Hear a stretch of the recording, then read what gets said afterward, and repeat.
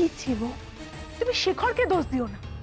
ভগবানের আশীর্বাদে অনেক কিছু পেয়েছে, ওর কোনো কিছুতেই কোনোদিন কোনো লোভ ছিল না। মৌ, তুই যে শেখরের উপরে এত বড় ব্লেম দিচ্ছিস, প্রমাণ আছে তো? শুধু অনুমানের বশে এই ব্লেমটা দেওয়া ঠিক না, তাহলে কিন্তু বড্ড বড় ভুল করবি। তোমরা প্রমাণ চাও?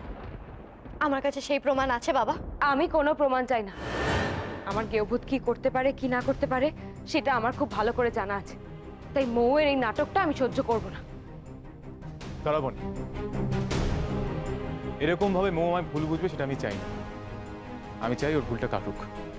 বলো মৌ, তোমার কাছে কি প্রমাণ আছে? ওই কেকের দোকানের লোকটা আমায় নিজে মুখে বলেছে আপনি নাকি ফোন করে নামটা পাল্টে দিতে বলেছিলেন।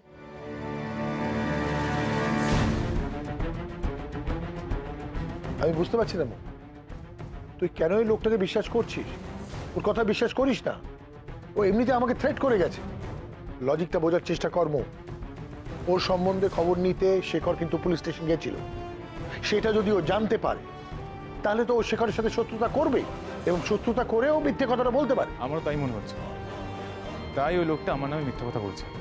মানলাম ওই লোকটা মিথ্যা কথা বলছে, কিন্তু ওই কাগজের অফিসের ফটোগ্রাফার যাকে আপনি ফোন করে বলেছিলেন ছবিটা ছাপতে, তার নাম্বার কিন্তু আমি কাগজের অফিস থেকেই পাই।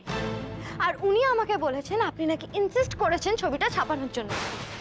ওনার সাথে তো আপনার কোনো শত্রুতা নেই শেখরদা। তাহলে তাহলে আপনার নাম কেন নিল বলতে পারবেন?